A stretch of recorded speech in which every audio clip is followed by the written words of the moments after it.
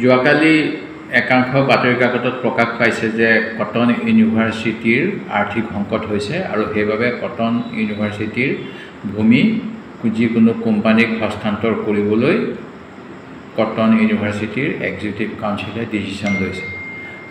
1901 চনতে এই কটন মহাবিদ্যালয় স্থাপন হৈছিল ছাৰ হেনৰি কটনৰ দ্বাৰা উচ্চ শিক্ষাৰ অসমত যাতে এখন প্ৰতিষ্ঠান গঠন হয় তাৰ বাবে, আৰু কলিকতা ইউনিভাৰ্চিটিত এখন আছিল আমি সকলোৱে জানো। 48 চনত গুৱাহাটী ইউনিভাৰ্চিটি হোৱাৰ পিছত কটন কলেজ গুৱাহাটী ইউনিভাৰ্চিটিৰ এফিলিয়েটেড কলেজ হ'ল, আৰু 1992 চনত ভাৰতবৰ্ষৰ ৰাষ্ট্ৰপতি ডক্টৰ শংকৰদয়াল শৰ্মা যেতিয়া অসমৰ সেই সময়ৰ মুখ্যমন্ত্ৰী হিতেশ্বৰ শইকীয়া ডাঙৰীয়াৰ আমন্ত্ৰণ ক্ৰমে গুৱাহাটীলৈ আহিছিল, তেতিয়া ইয়াক ডিমড ইউনিভাৰ্চিটি বুলি বা চেণ্টাৰ অফ এক্সেলেঞ্চ তথা PG ইনষ্টিটিউট বুলি ঘোষণা কৰিছিল।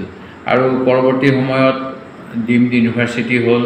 তাৰপিছত 2011 চনৰ আইন অনুসৰি কটন কলেজ ষ্টেট ইউনিভাৰ্চিটি হ'ল, আৰু যিকোনো কাৰণত কটন কলেজ ষ্টেট ইউনিভাৰ্চিটিখনক 2017 চনত নতুন অধ্যাদেশ জাৰি কৰি কটন ইউনিভাৰ্চিটি বুলি নামাকৰণ কৰা হ'ল, আৰু এইখন ৰাজ্য চৰকাৰৰ এখন বিশ্ববিদ্যালয়। এতিয়া প্ৰশ্ন হৈছে যে এই বিশ্ববিদ্যালয়খনৰ আৰ্থিক সংকট কিয় হৈছে?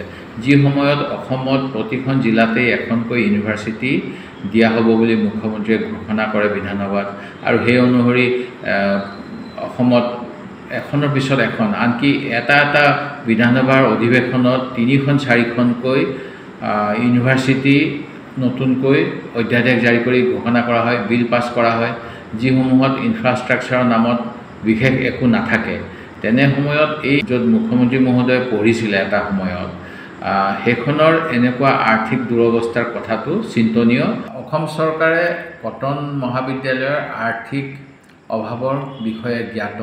এই কথা এইকাৰণেই কৈছোঁ যে কটন কলেজত যিটো প্ৰেক্ষাগৃহ আছে সুদমাৰ্চন হল, এই হলটোত কিছুদিন পূৰ্বে থকা এয়াৰ কণ্ডিশ্যনাৰসমূহ চুৰি হৈছিল, আৰু আজিলৈকে তাত সেই এয়াৰ কণ্ডিশ্যনাৰকেইটা লগাবলৈও কটন বিশ্ববিদ্যালয়ত অসম চৰকাৰৰ ফালৰ পৰা যি পুঁজি বিচৰা হৈছিল সেই পুঁজি যোগান ধৰা নাই। আৰু এতিয়া যদি তেখেতসকলৰ সাধাৰণ কামখিনি কৰিবলৈকে আৰ্থিক অনাটন হৈছে, তেনেহ'লে তেখেতসকলে কেনেকৈ উচ্চ শিক্ষাৰ প্ৰতিষ্ঠান হিচাপে ইয়াক ৰাখিব? আৰু এইখিনি নতুন এডুকেশ্যন পলিচিৰ লগতো জড়িত নেকি সেই কথাটো চাব লাগিব, যিহেতু ক'ভিডকালীন সময়ত সংসদত বা বিধানসভাত কোনো আলোচনা নকৰাকৈ নতুন শিক্ষানীতি গ্ৰহণ কৰা হৈছিল, যাৰ অধীনত উচ্চ শিক্ষা ব্যয়বহুল হৈ পৰিলে।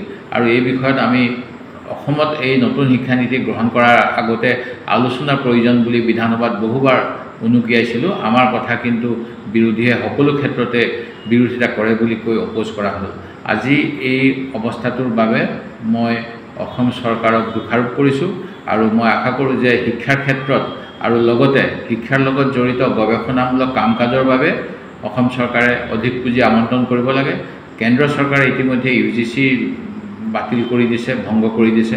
ৰিচাৰ্চৰ কাৰণে যিমান পইচা আগতে আবণ্টন হৈছিল সেইবিলাক ক্ৰমান্বয়ে হ্ৰাস কৰি আহিছে, আৰু এনে কৰিলে গৱেষণা নহ'লে মহাবিদ্যালয় বা ইউনিভাৰ্চিটিসমূহৰ মৌলিকতা নাথাকিব, লগতে তেওঁলোকে বজাৰৰ লগত সংযুক্ত কৰিব পৰাকৈ গৱেষণা নকৰিলে তেখেতসকলৰ নিশ্চয় অসুবিধা হ'ব। সেয়ে শিক্ষানীতিৰ পুনৰ এটা ৰিভিউ হোৱা দৰকাৰ, আৰু কটন বিশ্ববিদ্যালয়ৰ যাতে এনে দুৰৱস্থা অন্য বিশ্ববিদ্যালয়সমূহৰ বাবেও নহয়, তাৰ বাবে অসম চৰকাৰে বিশেষ ব্যৱস্থা লওক, ইয়াৰ দাবী জনাইছোঁ।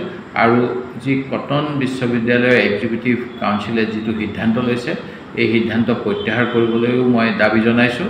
লগতে অসম চৰকাৰক অনুৰোধ জনাইছোঁ তেখেতসকলে যাতে পুঁজিৰ ব্যৱস্থা কৰে, যাতে শিক্ষা সৰ্বজনৰ বাবে হয় আৰু শিক্ষানুষ্ঠানসমূহ ভালদৰে চলিব পাৰে।